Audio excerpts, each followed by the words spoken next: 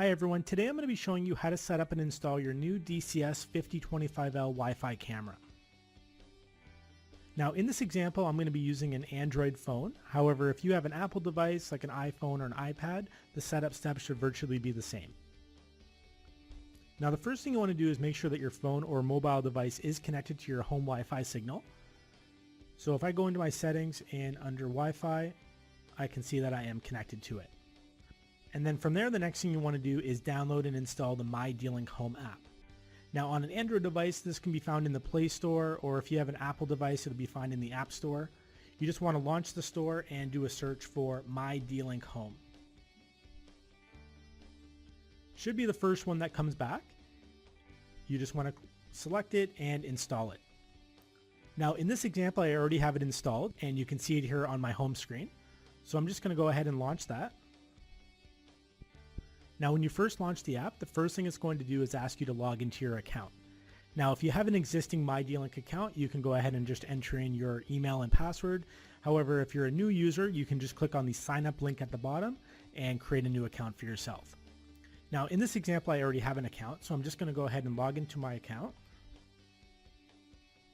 And then once you've logged in, you want to click on the settings button and then tap on the add new device link.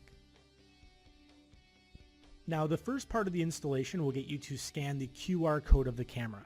Now the QR code can be found on the little install card that came with your camera, but it could also be found on the bottom of the camera if you no longer have that card. So what I'm going to do, I'm going to tap on the scan link at the bottom. And then if I just grab the camera, you just want to find that little QR code and scan it. Once scanned, it's going to bring you right now into the hardware setup screen. So the first thing you want to do is power on your camera. So you want to plug in the electrical power to it, tap next. Once the camera is boot up, the power light on the very front should start to flash orange. Once you see that on your camera, just tap next. And then from there, it's going to ask you how you want to set up the camera. Here we have two different options. You can use the WPS method, which is Wi-Fi protected setup. This method here is used when you have a WPS enabled router. So most routers nowadays do have a WPS button. However, if yours does not, you'd want to click on the manual setup link. Now in this example, I'm going to be showing you how to set it up through WPS, but please check out my other video for showing you how to do it manually.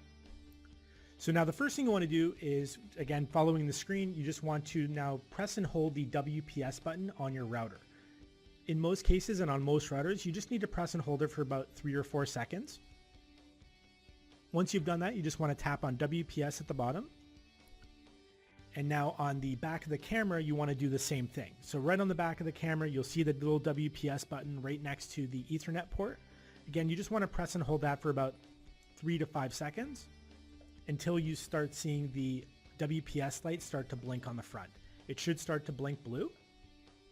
Once that starts blinking blue, just go ahead and tap next. All right, you'll see that there's a countdown on your screen here. You just want to keep your eye on the camera. The power light on the very front should turn solid green.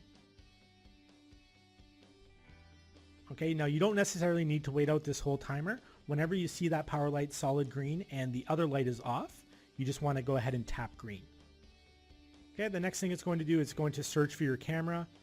And once it's found, it's then going to take you into the selection of your time zone.